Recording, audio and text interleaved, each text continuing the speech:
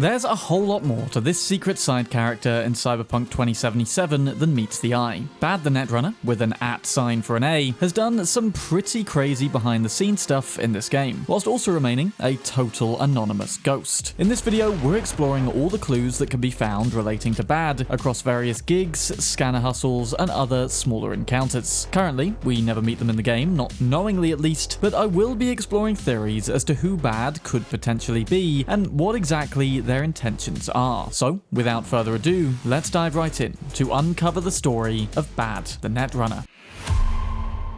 So, the first reference to Bad you're probably gonna get is the gig Catch a Tygers Toe up in Northside. Bear in mind though, any of the encounters relating to Bad can be unlocked pretty early on in pretty much any order. So, I'm gonna make the loose assumption that the stuff in Watson occurs first, since we can access it a bit earlier than anywhere else. The description for this gig then reads from Regina, quote, "Bad got in touch with me. They like short nicknames and simple gigs, so I'll spare you the fixer spiel and get right to the point. You'll find Bad's malware attached to this message. You have to download it, just be careful, it's hella dangerous, and then upload it to the subnet in the H11 mega building. Piece of cake, right? Sorry to burst your bubble, but you'll have Tigers on the prowl. Bad's plan is to attack some Arasaka subnet and use H11 as a smokescreen. Clever, right? Instead of leading to them, all traces of Bad's breach will lead right back to the mega building. FYI, our Netrunner already hacked the mega building's elevator, so getting into the server room won't be a problem." End quote. So immediately, there's quite a lot to take away from this. Firstly, hacking into an Arasaka subnet is no fool's game. You've got to be one hell of a runner to get through the ice of one of the most powerful megacorps in Night City, and hiding their activity like this in what I would call a Cyberpunk equivalent of establishing a VPN server, that ain't exactly a rookie move either. Also note that Regina warns us about how dangerous Bad's malware is. That'll come up again a little bit later on. The big question with this one though is, why does Bad want to infiltrate the subnet of Arasaka of all places? And more to the point, why do they need our help? Well, the second part of that question can be partially answered just a few hundred yards away in northern Kabuki.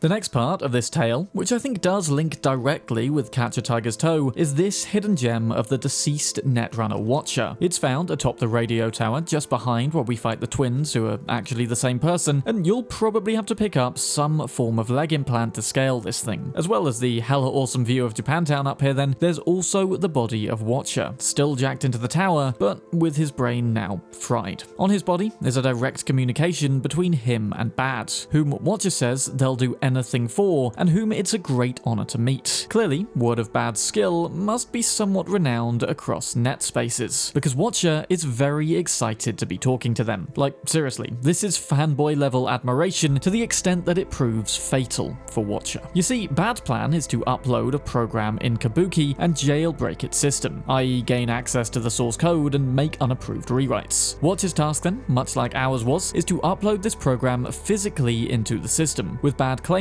quote unquote, "You know I can't do that myself." And precisely why this is interesting, as well as annoyingly not definitively explained. We'll come back to theories a little later. Just bear in mind for now, Bad is, for some reason, physically incapable of carrying out the physical aspects of jobs. Of course, Watcher, being a big fan, jumps at the chance with way too much enthusiasm, and this is where we get some more insight into Bad as a character, valuing Watcher's life over the success of the mission, telling him, quote, "Here, but if the ice gets too heavy for you, don't be a fucking hero. Jack the fuck out. Seriously. Worst case, I'll send someone else." Watcher then replies, "Watcher never jacks out. You know it." And Bad then says, "Kid, seriously, I mean it. Don't need you hanging on my conscience." End quotes. So Bad, despite the name, clearly exhibits some semblance of good, actually caring about those they hire, as opposed to, say, the Voodoo Boys, who'll deliberately kill their contractors in the way one tosses a rag in the bin after wiping the floor with it. Too bad Watcher was far too eager to impress. The question is, did they manage to install the program and jailbreak Kabuki's system or not? And if so, how would that feed into Bad's wider plans? Again, why are they trying trying to hack into the Arasaka subnet, and also which subnet are they trying to hack into? I would presume, being right next door, that it's the Arasaka waterfronts, a region we barely get to explore, save for Konpeki Plaza. Could Konpeki have been Bad's target? And if so,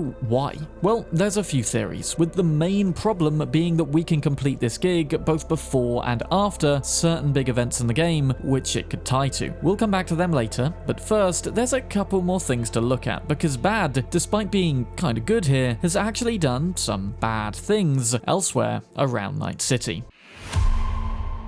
The first of those is again not too far away on the eastern edge of Northside. The reported crime, Dredged Up, features a fight, or more accurately a surprise attack from the Wraiths against Maelstrom. It would appear that Maelstrom sought to raid all the suppressants from this warehouse owned by Megapax Exports, who stock various drugs which aren't really mentioned elsewhere in the game. Except they were of course jumped and the stuff was stolen instead by the Wraiths. One Maelstromer ran into the sewers with a crate, and the reported crime basically involves us finding him. How does this link to Bad? Well, who do you think tipped off the Wraiths? That's right, for some reason, Bad has aligned themselves with the group of evil rejected nomads, who are basically a more organized form of scavs out in the desert. The Wraiths wanted suppressants to sell, and Bad told them exactly where to get them. But why? Aligning themselves with a morally incorrigible group of rejects doesn't exactly fit with the same character profile as the hacker with a conscience who didn't want to get their runner fanboy killed on a mission for them. Did Bad need money? You'd think they'd have plenty of other ways to get it, what with their unique set of skills. Hell, they could probably be top Netrunner to every fixer in town if they offered them their services. Instead, this partnership with the Wraiths actually means fixers are hiring us in some cases to undo Bad's handiwork.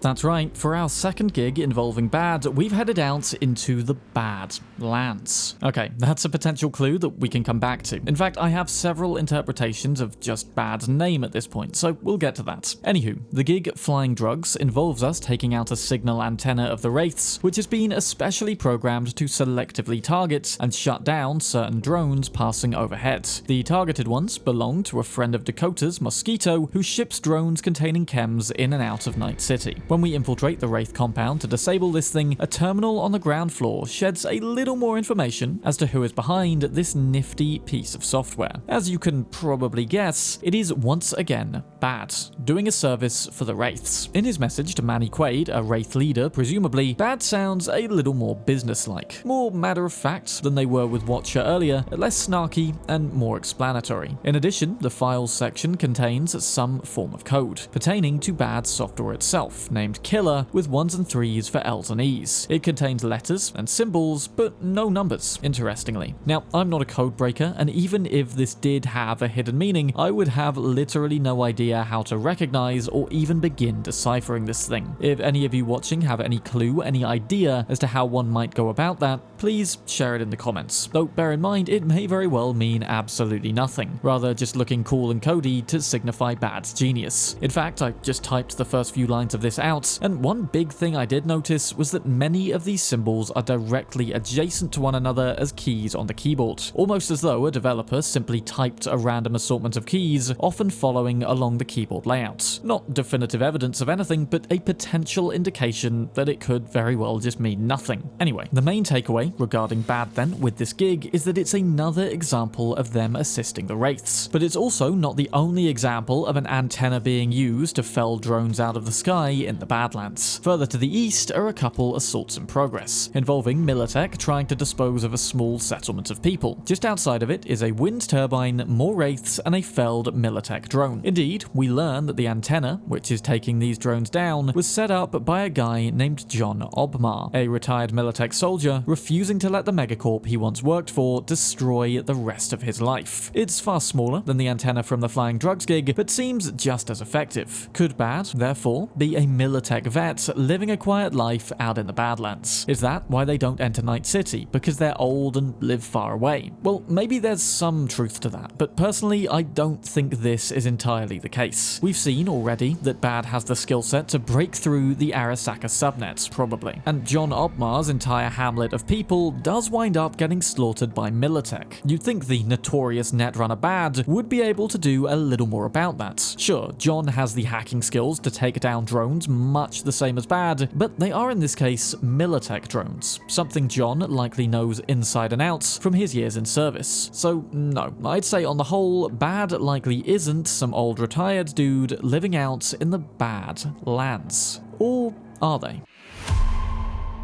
The final reference to Bad we can find in the game is again out in the Bad Lands. This time, just southeast of Edgewood Farm, very close to the Wasteland Cyberpsycho encounter, and it features a bizarre turn of events regarding Bad's partnership with the Wraiths. Indeed, this time, the Wraiths are hunting down Bad and have tracked him, or her, to what they believe is Bad's secret bunker. It would seem, at some point after Bad provided them with useful info and a super effective virus, the Wraiths found cause to turn against them. Or perhaps Bad had been playing the Wraiths all along, and those two instances had simply been to gain their trust. But now, the Wraiths have used their own Netrunner to track down Bad's location and take him, or her, down for good. Not gonna lie, it seems like an okay place for a secret bunker, to be fair, with just one way in, which is laden with mines and patrolled by security drones. Difficult to invade, but also difficult for Bad to escape should the bunker get reached. Though that doesn't matter, because it turns out this whole place is yet another decoy. Just as Mega Building H11 acted as a smokescreen to Arasaka, this place was seemingly designed as a smokescreen for the Wraiths. All that's inside is a little message from Bad reading, quote, "Hello, I'm sorry, but the princess is in another castle. Catch me if you can. Yours truly, Bad." End quote. Of course, Princess in Another Castle is a Mario reference, and Catch Me If You Can is a fantastic movie based on a true story starring Leonardo DiCaprio and Tom Hanks. It involves Tom Hanks chasing DiCaprio across the country,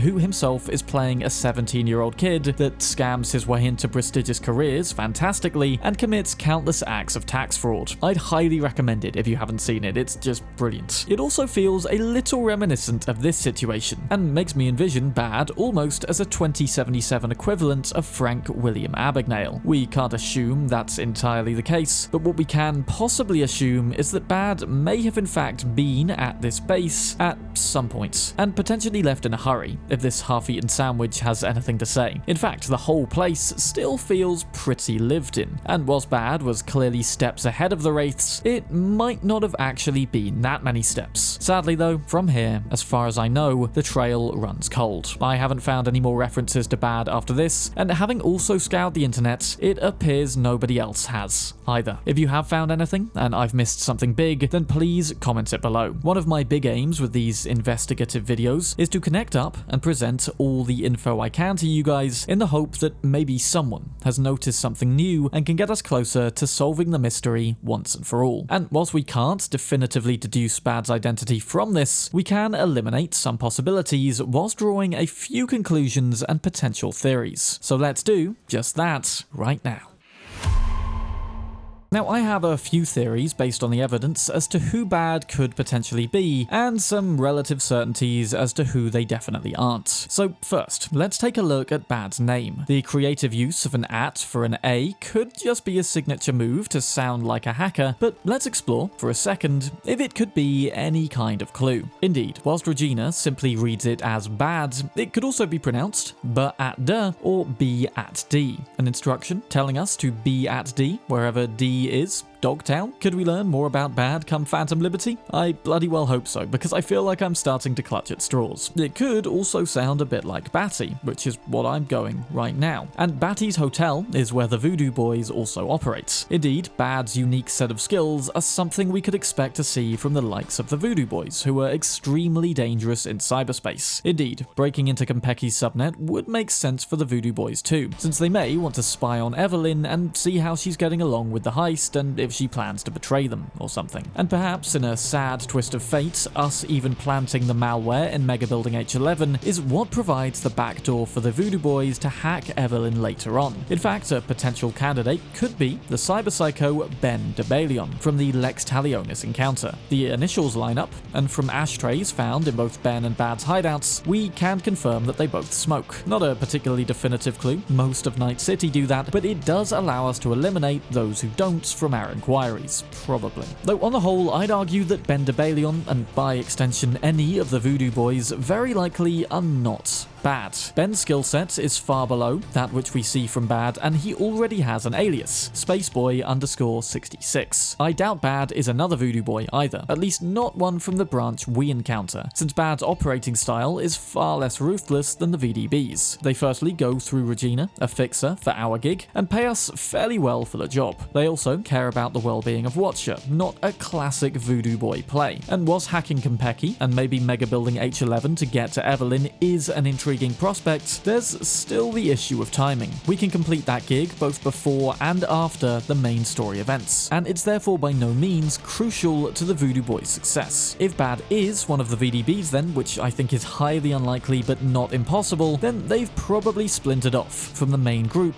and gone their own way. We see in the Phantom Liberty trailer, V is surprisingly working with the voodoo boys again, so perhaps there's a more benign branch working in Dogtown. Only time will tell. It's also possible Bad is an alias used by a pre-established Netrunner to conduct more shady operations. Bugbear is a Netrunner woman we can rescue during the Getting Warmer gig in Westbrook, and she too has a habit of replacing letters with numbers. At the same time, the story goes that she's been trapped inside the net for a while. If she were Bad, it would explain why she had to get Watcher to jack into the tower in Kabuki. At the same time, one would think that Bugbear would prioritize dealing with her immediate issue of being surrounded by Tiger Claws before attempting to take on anything in Watson, especially Arasaka. Plus, she already has an online alias, Bugbear. So again, unlikely. Of course though, we can't talk about powerful and elusive Netrunners without at least exploring the possibility that it could be Raish Bartmoss, the guy who caused the data crash and the fall of the first net back in the 2020s. Officially, Bartmoss died in 2020, but his consciousness escaped into the net. Allegedly, that was also tracked down in 2022 and shut down. Allegedly. Thing is, we also find Bartmoss's body in 2077 in a fridge out in the Badlands. And on top of that, we can learn during the Many Ways to Skin a Cat gig in Watson that this fridge was stored from 2025 to 2075 in a secure facility in Northside with electricity and a high-speed net connection. Why? Well, the only reason I can imagine why is that Bartmoss, in some form, was still operational. And whilst he's clearly dead here, he may have, within that time, managed to fully disembody himself, becoming an AI of sorts, operating wholly in the net. This would explain why he needed Watcher to jack into the signal tower, and why he needs to leverage other people to conduct anything in the real world, though it wouldn't explain the hideout which had been physically lived in. Of course, we know that people can use proxies in this world. Hanako uses a doll to communicate with us at one point, though why Bartmoss would go out of his way to convince some members of the Wraiths who were about to die anyway that he was a real person is a little beyond me. Could be that he needs a physical body of sorts to operate in the real world, and that was where he stored said body, but then why did he need to leverage other people to do physical things? Still, the assault on the Arasaka subnet does sound like something ambitious enough for Bartmoss to attempt. What doesn't is helping the Wraiths. And overall, whilst I like this theory, I think it's highly unlikely. Bad's got ambition and skill, sure, but I wouldn't go so far as to put them on the level with Raish Bartmoss. Final candidate I want to explore then involves spoilers for Edgerunners, so skip to the next timestamp if you want to avoid those. Now, there's a possibility, albeit another highly unlikely one, that Bad is in fact Lucy. Indeed, Lucy spent her early life as a Netrunner for Arasaka, and would serve as a prime candidate for someone with the experience and the guts to break into their subnets. Question is, why? Hell, last we saw, Lucy was in a very tear-inducing scene on the moon, picturing that David was there with her. I'm not crying, you're crying. For all we know, it had been her dream to go to the moon, and there's nothing to say that she didn't stay there permanently. But let's just say, hypothetically, for a second, that she did return to Earth. Living out in the Badlands could make sense. She may very well not want to return to Night City after what happened last time, hence getting Watcher and us to do some of her manual work. Why work with the Wraiths though? Well, maybe she thought they were a nice nomad clan like the Aldecaldos, and then corrected her error when she realized that they were actually horrible. And why hack Arasaka? Well, isn't that obvious? To free David's constructs, of course. That would be my theory if Bad were Lucy, but sadly, there's a very, very good reason as to why Bad isn't. And that's simply that the game came before the show. It'd be pretty damn unlikely that last decade, when this game was being developed, that the devs foresaw the story of Edgerunners and put in place a few clues that that was supposed to reference what became of a character after the end of that show. Hell, even in my own headcanon, I'd rather believe that Lucy gets to leave it all behind and live a quiet life on the moon for the rest of her days. A life her loved one died to give her. So no, as intriguing and almost exciting as it is to ponder whether bad is in fact Lucy, I'd say, considering real-world context, it may even be the least likely thus far. So finally, let's explore the potentially more boring but also most likely theory as to who bad actually in fact is.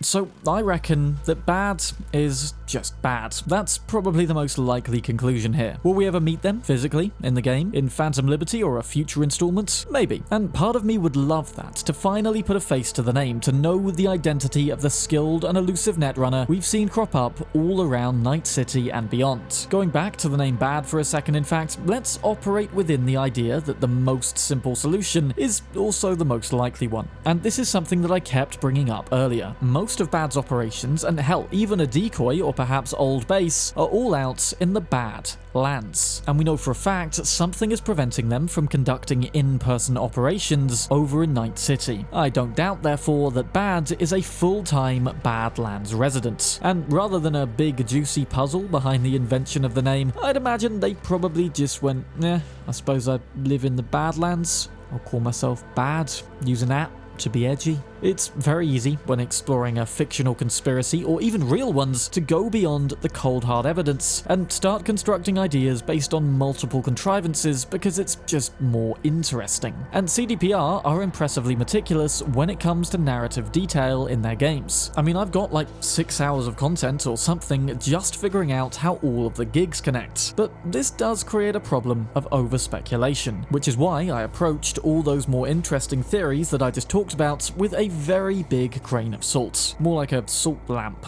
actually, than a grain. So I think ultimately, Bad is a lone, possibly nomad Netrunner out in the Badlands. They could follow the classic Barbara Gordon trope, maybe of operating in a wheelchair. That would explain why they can't climb the tower in Kabuki. But I think again, the more likely obstacle to that is just that they're far away, out in the Badlands. They don't have time to make the trip. Why do they want to hack Arasaka's subnet? Again, that bit really intrigues me, possibly more than any other part of Bad's story, and the truth is, I don't know!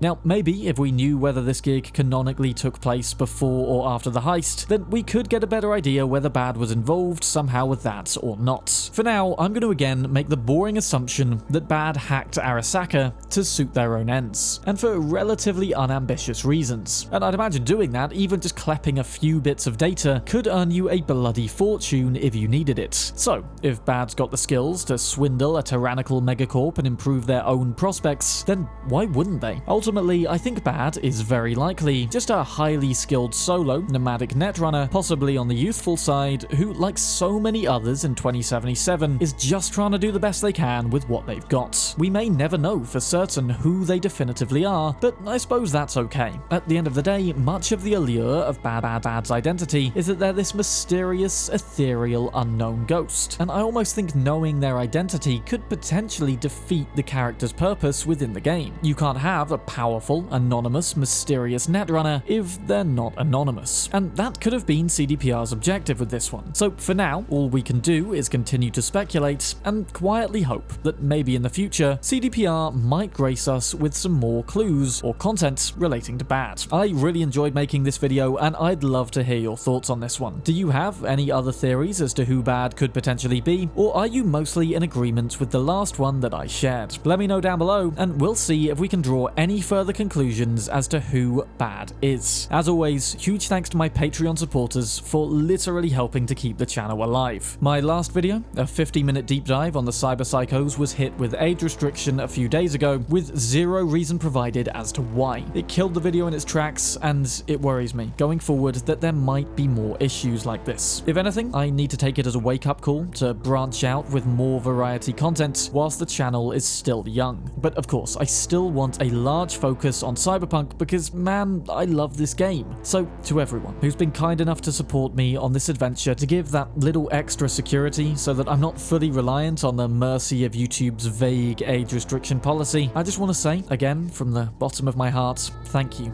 Like, seriously, Thank you so much. I'm Sam Bram, and I'll see you very soon, hopefully with another Cyberpunk mystery. Have a great day, and thank you for watching.